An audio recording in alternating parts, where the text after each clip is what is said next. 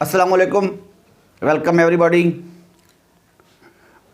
आज मैं second year physics का चैप्टर 16 स्टार्ट कर रहा हूँ। चैप्टर 16 है हमारे पास अल्टरनेटिंग करंट। अल्टरनेटिंग करंट ऐसा current, electric current whose direction और polarity reverses after half time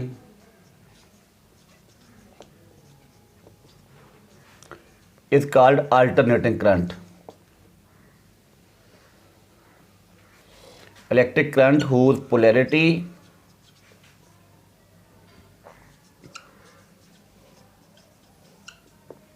या direction reverses after half time, इसको हम हाफ टाइम भी कह सकते हैं, इसको हम हाफ टाइम पीरियड भी कह सकते हैं, is called alternating current or AC.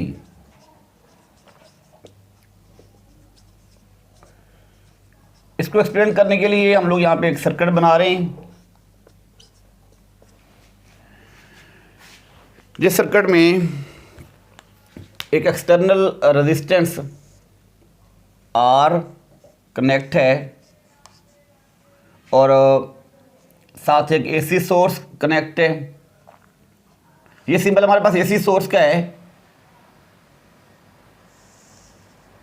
ये रेजिस्टेंस R और ये एक एसी सोर्स, इसको हम एसी जनरेटर भी कह सकते हैं, एसी सोर्स भी कह सकते हैं। ये चैप्टर 15 में इसको हम लोग डिटेल से पढ़ चुके हैं।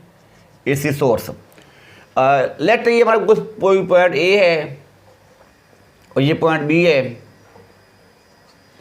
देखिए ये ना एसी सोर्स, ये जो प्रोवाइड करता है हमें अल्टरनेटिंग वोल्टेज या अल्टरनेटिंग करंट, इसकी वेव फॉर्म ऐसे होती है। इसका सिंबल है वेव फॉर्म जो हम यहाँ पे ले रहे हैं फ्रॉम पॉजिटिव और नेगेटिव। देखें ये हमारे पास जो है ना पॉजिटिव वैल्यू, देखें अब सपोज पॉइंट ए के ऊपर पॉजिटिव हाफ साइकिल है ड्यूरिंग फर्स्ट हाफ टाइम और पॉइंट बी के ऊपर नेगेटिव हाफ साइकिल है। ये है during first half time. Half time total time period T है, तो फर्स्ट हाफ टाइम आएगा 0 से T/2 तक। लेट इस टाइम के दौरान पॉइंट ए के ऊपर पॉजिटिव हाफ साइकिल है और पॉइंट बी के ऊपर नेगेटिव हाफ साइकिल है। और देखिए करंट के फ्लो करने की डायरेक्शन हम जानते हैं। पहले ये करंट हमेशा फ्लो करता है from positive to negative, from positive terminal to negative terminal, या from higher potential to lower potential. तो करंट के फ्लो करने की डायरेक्शन ये होगी ड्यूरिंग फर्स्ट हाफ टाइम। इस रेजिस्टेंस में से करंट इस डायरेक्शन में फ्लो करेगा। अब देखिए during next half time current के फ्लो करने की डायरेक्शन रिवर्स हो जाएगी। उसके लिए देखें नेक्स्ट में बना रहा हूं सर्किट। ये हमारे पास रेजिस्टेंस जो सर्किट में कनेक्ट की गई है, ये वही एसी सोर्स जो हमने पहले बनाया हुआ है। बट इसमें अब हम लोग टाइम लेंगे, time T/2 to T। In this case time is here T/2 to T। अब पॉइंट ए के ऊपर आ जाएगा नेगेटिव हाफ साइकिल और पॉइंट बी के ऊपर आ जाएगा पॉजिटिव हाफ साइकिल। अब करंट की फ्लो करने की डायरेक्शन, जैसे मैंने पहले बताया, करंट की फ्लो करने की डायरेक्शन वही होती है फ्रॉम पॉजिटिव टू नेगेटिव। अब करंट की फ्लो करने की डायरेक्शन इस केस में जो आएगी वो आएगी from B to A.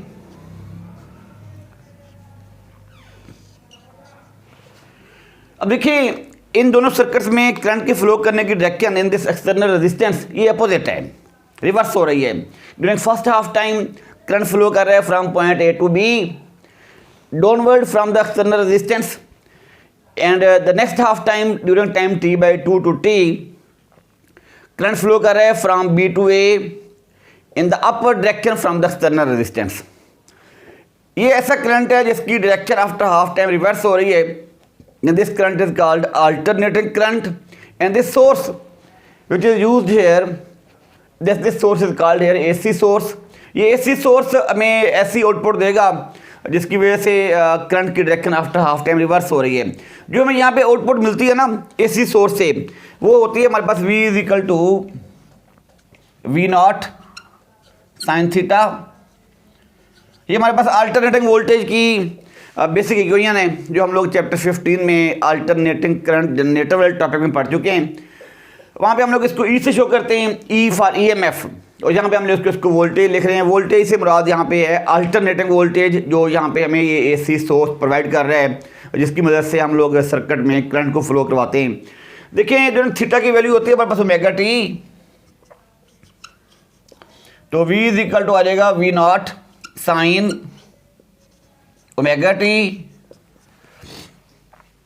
Omega की वैल्यू होती है 2 पाई एफ, तो V इज इक्वल टू आ जाएगा V naught sine 2 pi F into T. F is frequency of the source, frequency और टाइम पीरियड होते हैं रेसिप्रोकल टू ईच अदर, तो F is equal to 1/t। अब ये F की वैल्यू 1/t यहाँ लिख के इसको लिख सकते हैं V is equal to V naught sine 2 pi over t into small t. Small t is any time that's called instant of time, and capital T is the time period of the alternating voltage provided by this AC source.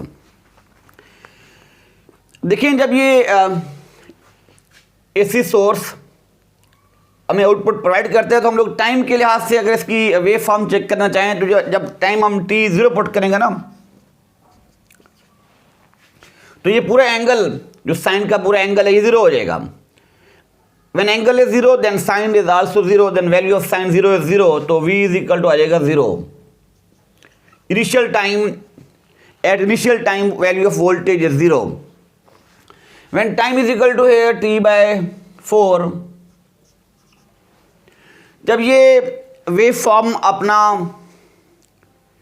Quarter cycle complete करेगी, अपने cycle का अगर quarter portion पूरा करेगी, अपना चौथाई हिस्सा मुकम्मल करेगी, तो उस वक्त जो टाइम होगा that is equal to T/4।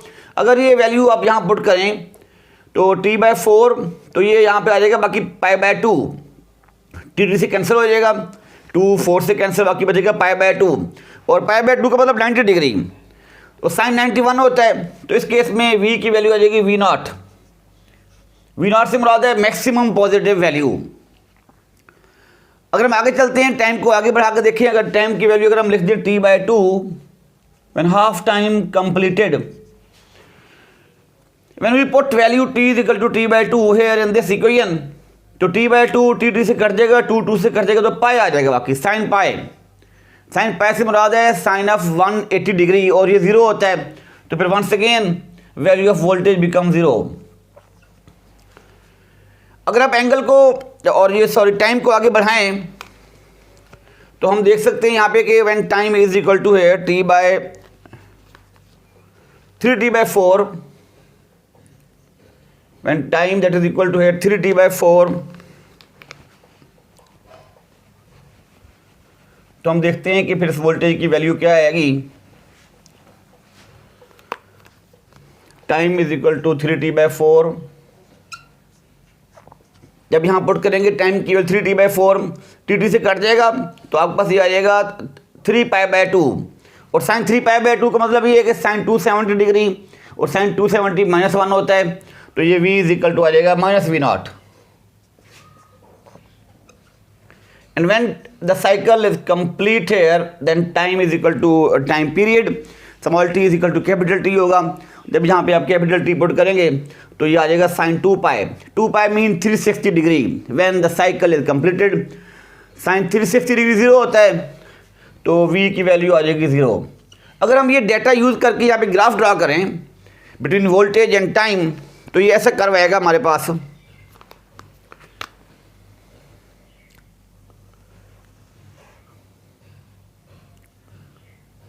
Along x axis हम टाइम ले रहे हैं, अलॉन्ग वाई एक्सिस हम वोल्टेज की वैल्यू ले रहे हैं।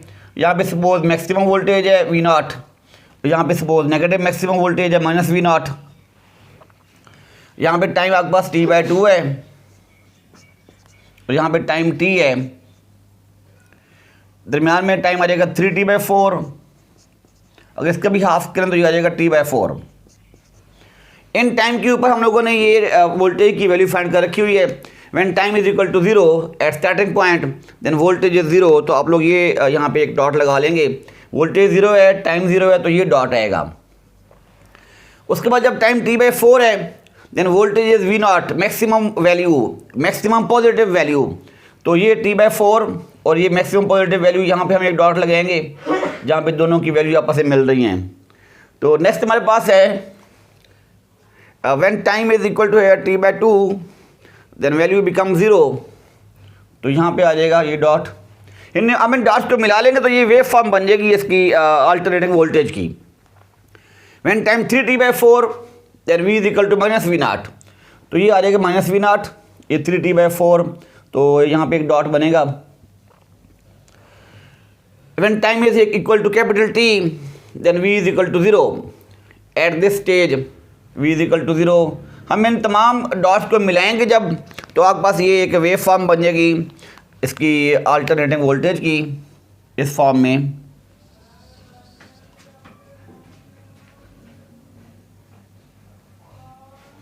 ये आ जाएगा ऐसे।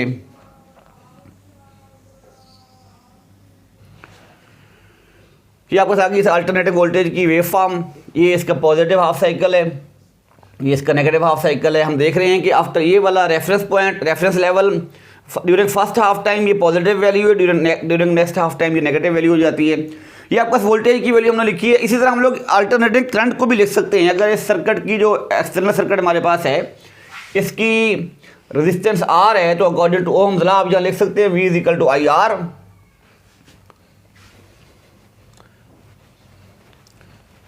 तो ये आ जाएगा हमारे पास V is equal to IR। तो I इज इक्वल टू आ जाएगा हमारे पास V/R। V की वैल्यू अगर पुट करें तो V0 sine theta over R। अब ना ये V0 ओवर R इसको हम I डॉट कहेंगे, V0 over R that is equal to I0। तो ये I इज इक्वल टू आ जाएगा I0 साइन थीटा, थीटा की वैल्यू पुट कर दो ओमेगा t, तो अब इसको लिख सकते हैं I is equal to I0 sine omega t, जिसको आप साइन 2πf लिख सकते हैं क्योंकि ओमेगा की वैल्यू होती है 2πf, जिसको हम 2π/t भी लिख सकते हैं। That's angular frequency 2πf। It is also equal to here 2π/t into the small t, that's the value of alternating current। देखिए हम इस एंगल के लिहाज से भी इसकी वेरिएशन चेक कर सकते हैं। जब ये साइकिल कंप्लीट होगा तो उस वक्त यहाँ पे एंगल 360 डिग्री होता है, तो एंगल के लिहाज से भी इसको हम चेक कर सकते हैं। और यहाँ पे एंगल 180 है और यहाँ पे एंगल हमारे पास 90 डिग्री है, और इस पॉइंट के ऊपर एंगल 270 है। तो हम एंगल के लिहाज से भी और टाइम के लिहाज से भी इसकी वेरिएशन चेक कर सकते हैं। इसका मतलब ये कि जब भी कोई साइकिल कंप्लीट होगा, जब भी एंगल 360 होगा, जब भी time equal to time period होगा, तो उस वक्त ये वेव फॉर्म अपना साइकिल कंप्लीट करेगी। और हम देख रहे हैं कि आफ्टर हाफ टाइम इसकी पोलैरिटी है, इसकी डायरेक्शन रिवर्स हो रही है। फर्स्ट हाफ टाइम में पॉजिटिव है और नेक्स्ट हाफ टाइम में नेगेटिव है। ऐसा करंट जिसकी polarity after half time reverse हो जाती है दैट्स कॉल्ड अल्टरनेटिंग करंट। ये इसका बेसिक लेक्चर था आज। तो इसके बाद इंशाल्लाह हम लोग इसकी नेक्स्ट जो कैरेक्टरिस्टिक्स हैं या कुछ डेफिनेशन हैं इसके मुतल्लिका वो हम डिस्कस करेंगे और इस चैप्टर को हम आगे कंप्लीट करेंगे इंशाल्लाह। I will complete the syllabus of second year class step by step in this series. Thank you ji, बहुत शुक्रिया।